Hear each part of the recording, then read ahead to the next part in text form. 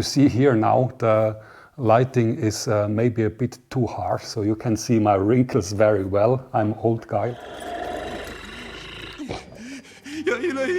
I don't remember exactly what gave me the idea of trying macro photography with my own gold. But what I clearly remember was that I was completely blown away when I've seen the first pictures on my screen. Really, at that moment, first time I realized the real beauty of my gold, which I had already for years in my collection.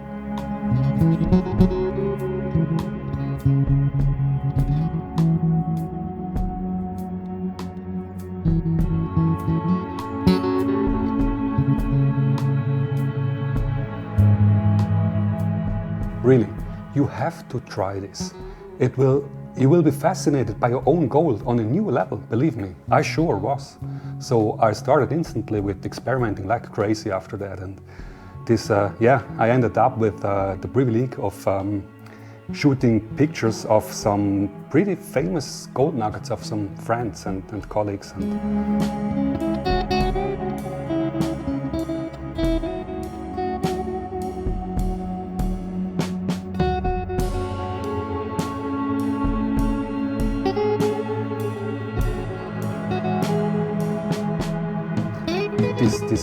This whole story culminated in one shooting event when the Gold Museum Sieber closed their doors and opened their gold display cabinets just for me and my wife. It was crazy. So we were allowed to take out what we wanted to place it in my mobile studio setup and shoot pictures.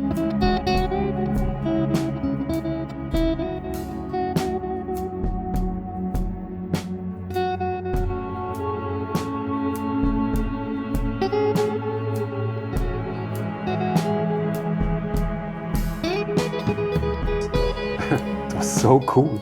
We that day we literally had access to a gold treasure with some historic nuggets, and unbelievable. My hands were shaking that day. Sometimes I get wet hands now when I think when I remember it, and yeah, it was really cool. Thank you so much, Sieber for trusting us and for allowing this to happen. I'll show you some more adult photographs of gold just in a moment. But my main mission here is to show you how you can shoot pictures by yourself.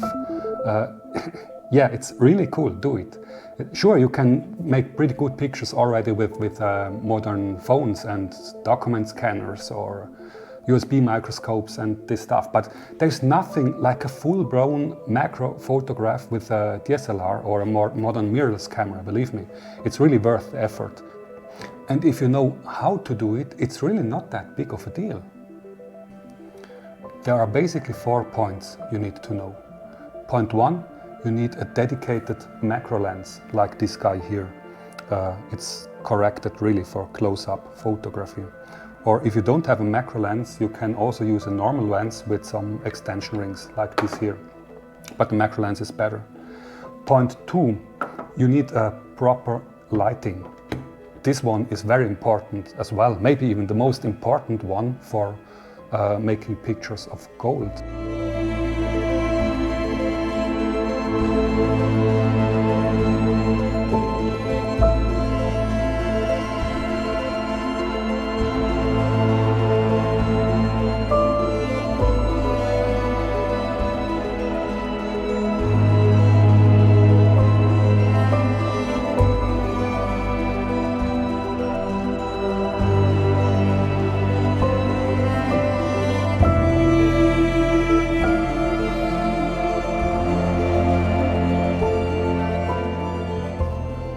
Point 3, you need a computer and a focus stacking software.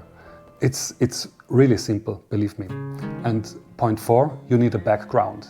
I made this one simple as well, but you can invest a lot of time in the backgrounds there, especially in mineral photography.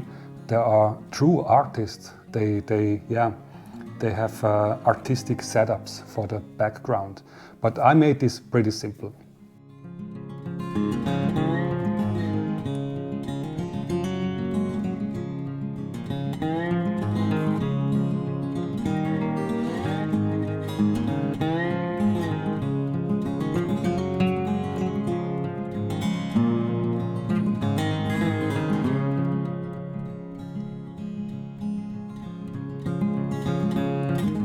Of course you also need a camera, but for this task here their performance is way less important. The pictures you see here were all made with an old and cheap Canon 550D with APS-C sensor. It's the 4 points I listed which are crucial, not the camera. So point 1 is the macro lens. I used the cheap Canon EFS 60mm macro, or you can take a normal lens with extension rings.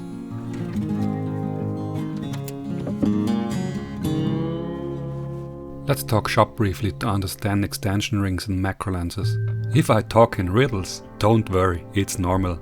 A lens design colleague from Carl Zeiss said one day, "The laws of optics are complex and obnoxious."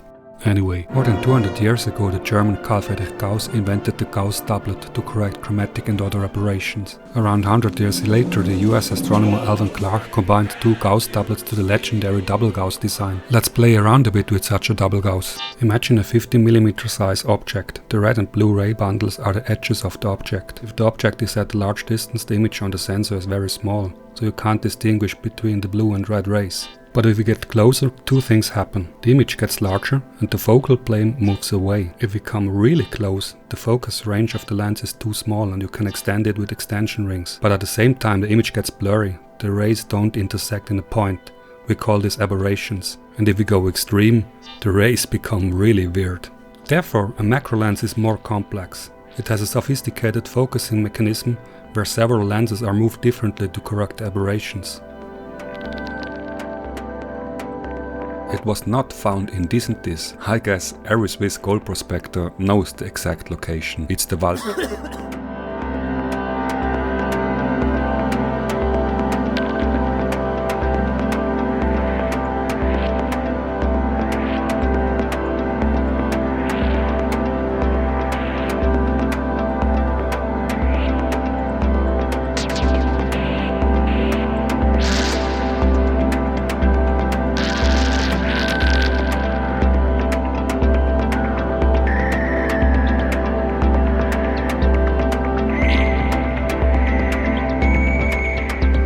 Point 2, you need a proper lighting. You need a very soft lighting.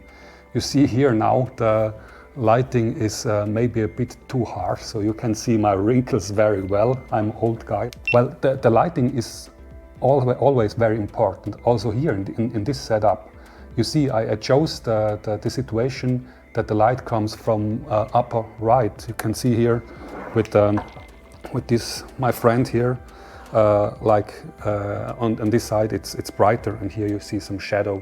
And you want to do the same with your gold nuggets if you make photographs of them. Here in this setup it's not so important if it comes from right or left or so, but when you make pictures of minerals or of gold nuggets, it's important that it comes from the upper right, because we are used to this shadow profile from maps.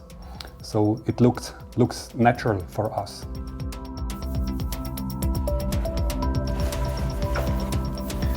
What I have here is just a very cheap thing. It's a light cube or a lighting cube, which makes a soft illumination.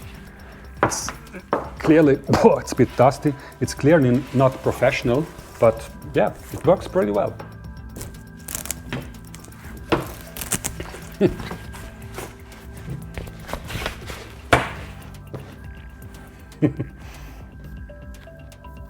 Soft lighting means large light sources relatively close to the object. That way there is light from a large angular range as opposed to a very small light source which only illuminates with a very small angular range. Imagine the surface roughness of a gold nugget as hundreds of very small mirrors. If you illuminate such a surface with hard light, i.e. a small source, it looks unnatural. Some points are too bright, others too dark. Old Friedrich Nietzsche observed this as well, as he said, "Whatever is gold does not glitter, a gentle radiance belongs to the noblest metal." This noble radiance is exactly what you reproduce with a soft light source.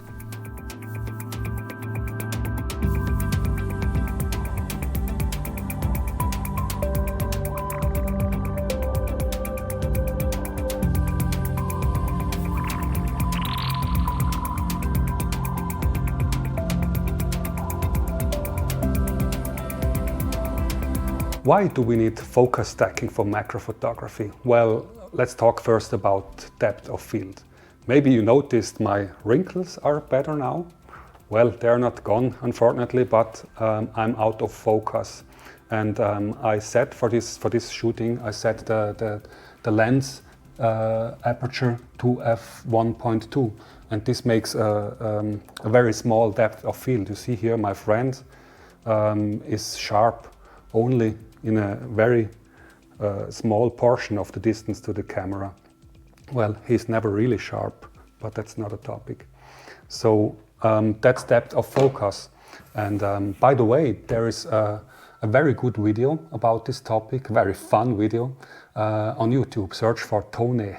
What is tone? It's really fun. It's excellently made, and it explains exactly how or why you don't want to have this aperture setting for shooting like this. But unfortunately, if you are shooting macro, we have a very small depth of field by physics, and so that's the reason why we need focus stacking. We make several pictures with different focus setting. You can use the small depth of field for artistic effects, but if you want to make pictures of a gold nugget or of a species, you want to see the whole object sharp at the same time, and therefore focus stacking is a really cool thing.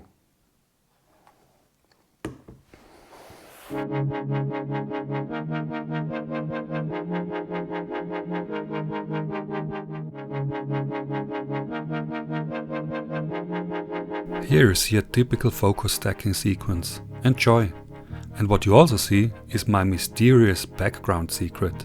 It's just a plain white paper. Afterwards I add a blue to black background digitally. The masters do this by placing blue papers behind glass plates and so, but with focus stacking you see the reflections in the glass pretty well. So for one time I chose the simple way. We gold prospectors have it the hard way often enough.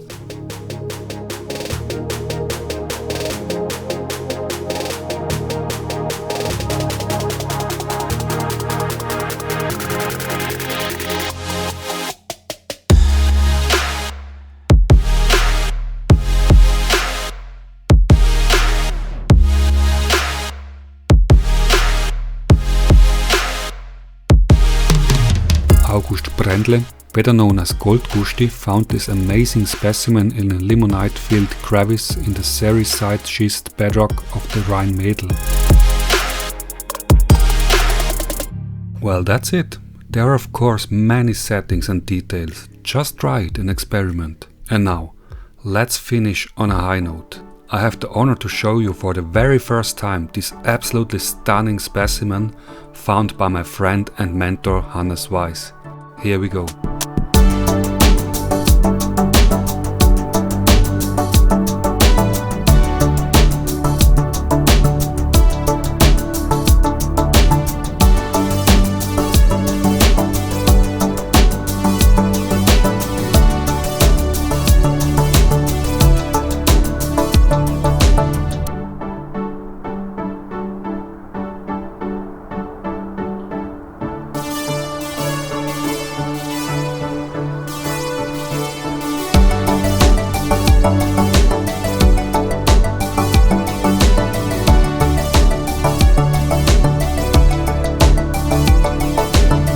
Of course, I'm more than happy to answer your questions in the comment section. Thanks for watching, and no matter what you do it with as much joy and passion as you can.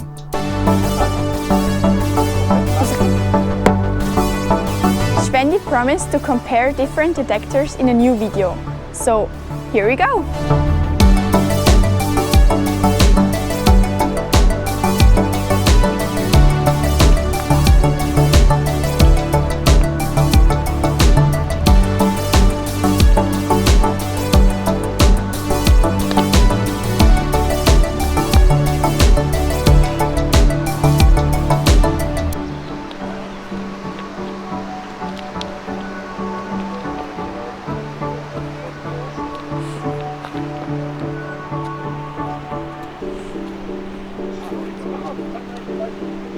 Zet ik hier nog eens een zeggen.